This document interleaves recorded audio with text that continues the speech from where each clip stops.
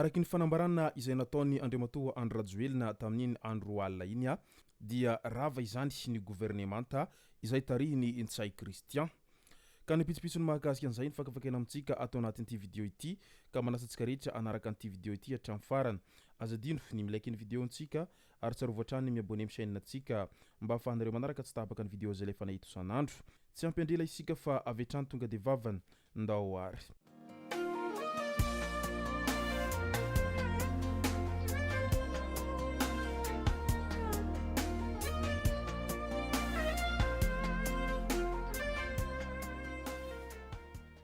Ny tonga tsy miaraba hono na mantesitra ka dia faly miaraba isika rehetra mpanaraka tsy tapaka an'ity chaîne ity tena ko amty androandroany ity.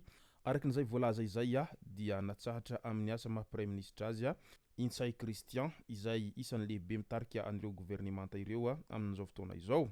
Ka nipitsipitsony mahakasika an'izay ny fakafakena amintsika atao anatin'ity video ity ka manasantsika rehetra anaraka an'ity video ity hatramin'ny farany. Ka ndao ary hoarahantsika ny pitsipitsony sy ny andinindininy mahakasika an'izay. Tohina manoloana ny zava-misy ao Madagasikara ny Nohony tamin'ny alalan'ny volker izay mpitondra teny ny firenena mikambana misahana ny zon'olombelona. Tafahoatra ny herisetra mianjady amin'ireo mpanao fihetsikehtsehana izay mitaky ny zony. Manantena ny mpitandro ny filaminanao mba tsy asa amin'ny hery tafahoatra ary mba hamoty savetrany ireo mpanao fihetsikehtsehana izay nosamborona tsy ara-drariny ny amin'ny hetsika leo delestazy hoy volker izay mpitondra teny ny firenena mikambana misahana ny zon'olombelona. Nampirisika ny manam-pahefana malagasy ihany koa ity mpitondra teny ny firenena mikambana ity izay misahana ny zon'olombelona ity mba hanao fanadihadiana haingana, lalina, tsy miangatra ary mangarahara momba n'ireo herisetra ary hampiakatra eny amin'ny fitsarana ireo olona izay hita fa meloka. Nanambara hatrany ny ONU tamin'ny alalan'ny volker fa raha ny tombana azon'izy ireo dia 2020 nisan'ny namoy ny ainy nandritra ny antombohany ity hetsika ity ary anjatony ireo naratra. Nandiso anio tombana io kosa nefa ny fanjakana malagasy ary nanamafy fa mbola tsy nisy ny tombana ofisialy momba n'izany avy amin'ny Governemanta. Etsenkilan'izay dia mampaneno laklosy ny olon'ny sadek. Tsy tokony hiaro seza ny filoham-pirenena iray isika fa miaro ny zon'olombelona. Amin'ny maha-olom-pirenena anatin'ny sadek tsy vitako ny angina manoloana ny krizy lalina izay iainan'ny Madagasikara. Mampalahelo sy manafitohina ny firenena izay mitarika ny vondrom-paritra misy atsika hoy izy hatrany.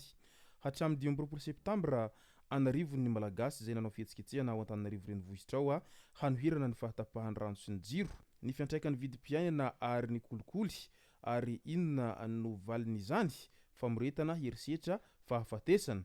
Tsy ampy ny fanesorana ny minisitra izay misahana ny angovo, tsy olona iray no tokony hovaina fa rafitra iray manontolo. Miantso aho ny fanjakana izay mikambana ao amin'ny sadek mba tsy hiafina ao ambadiky ny fahanginana ara-diplomatika. Tsy tokony hiaro seza ny filoham-pirenena ny fiarahamonintsika fa hiaro ny zon'olombelona.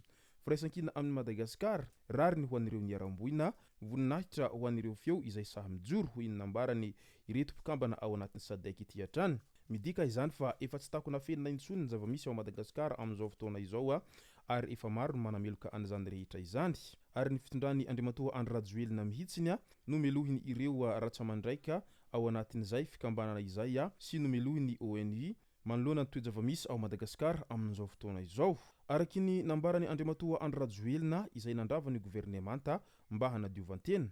Araky ny andininy fa 420 amin'ny lalam-panorenana dia nanapa-kevitra aho ny hampitsahatra ny Prime Ministre sy ny Governemanta amin'ny asany. Ireo mpikambana ankehitriny no hanohy ny fampandehanan-draharaha. Ao anatin'ny 3 andro dia handray ny anarany izay Prime Ministre vaovao ary hanome fehim-potoana ho an'ny Prime Ministre hananganana Governemanta. Governemanta hiasa ho an'ny vahoaka, hikatsaka ny fanafianganana ny asa rehetra izay hanasoavana ny vahoaka. Tena mbola antenaina ve io ny fantaniana izay napetraky ny olom-pirenena izay manaraka ny toe-draharaha amin'izao fotoana izao. Fampanantenana fahafiry tao anatin'ny 12 taona izao. Ny Governemanta ny olana sa ny filoha sy ny fitondram-panjakana ho ireo olom-pirenena izay nametraka ny fantaniana manoloana ny toe-java-misy.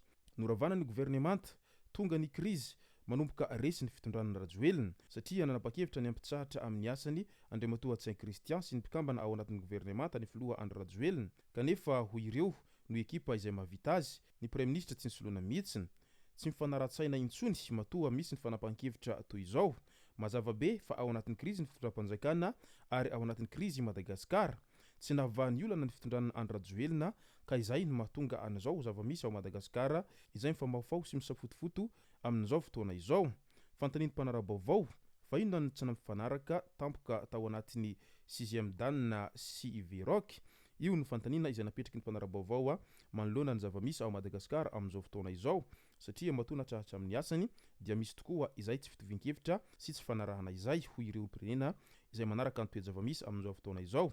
Andrasantsika araka izany no mety ho toy n'ity tolona ity satria maro no milaza fa tsy anaiky lembena na hatramin'ny farany raha tsy mametra-pialana Andriamatoa Andrajoelina sy ireo rehetra miaradia aminy satria tena leo azy ireo ny vahoaka ary tsy mila azy ireo intsony amin'izao zava-misy ao Madagasikara ankehitriny izao. Elany nangina ary elany niaritra ka tsy afa miaritra intsony ny vahoaka manoloana an'ireo zava-misy sy anton'izay ary jadona izay niainany vahoaka tao anatin'ny fotoana maro izay. Ka dia andrasantsika eto ara hoe hametra-pialana tokoa ve Andriamatoa Andrajoelina aorian'izay hetsy vahoaka izay sa mbola hiziriziry hipetraka sy hifikitra eo amin'ny seza izay tena hita fa mamy dia mamy tokoa ny seza ary izay indrindra no mahatonga azy mbola tsy tafanapa-kevitra amin'izay fametrahan-pialana izay amin'izao ankehitriny izao na dia efa maro azy ireo miantsoantso fa leo azy ary mila azy miala ary tsy afaka ambavan'ny tanora moa izay hoe leo Andriamatoa Andrajoelina sy mangataka ny fialana izay ary tsy hijanona ny tolona raha tsy mametra-pialana Andriamatoa Andrajoelina. Ka dia ho hitantsika eo ara izany hoe hametra-pialana tokoa ve izy sa ireo mpikambana ao anatin'ny Governemanta ihany no hiesorana tsirairay tahaka ny fanenensorana an'ireo rehetra izay fanajanona amin'ny asany amin'izao fotoana izao sa izy tena mihitsy no hanapa-kevitra hiala ny farany raha toa ka mihamafy ny hetsy-bahoaka izay hita fa manerana ny nosy amin'izao fotoana izao ary ny mpianatra sy ireo tanora ao anatin'ny génération Z sy ireo mpanao politika rehetra dia tsy hijanona amin'izay fihetsiketsehana izay raha toa ka tsy mametra-pialana ity filoha mambahoaka ity. Ka mipetraka ihany ny fantaniana amin'izao fotoana izao tena mbola mambahoaka tokoa ve Andriamatoa Andrajoelina sa lasa tsy mambahoaka tampotampoka teo noho izay olana marobe izay mianjady amin'ny vahoaka malagasy iainan'izy ireo tao anatin'ny fotoana maro izay ka nampitroatra azy ireo amin'izao ankehitriny izao. Ka dia izay no andrasany besin'ny maro amin'izao fotoana izao ary raha mahita eo ny toy n'ity tantara ity fa tsy ho vita mora izy ity raha ny zava-misy amin'izao ankehitriny izao nodinihana lalina sy arahana maso ankaiky. Izay no masaka azona roso tao anatin'ity video ity tompoko lasy tompoko vavy misaotratsika rehetra nanaraka an'ity video ity hatramin'ny farany. Aza dino ny milaiky ny video antsika ary tsara voatrany ny miabone amin'ny chaîne antsika mba ahafahanareo manaraka tsy tapaka ny video izay lefa nahita isan'andro. Tompoko lasy tompoko vavy mankasitraka dia mirary soa.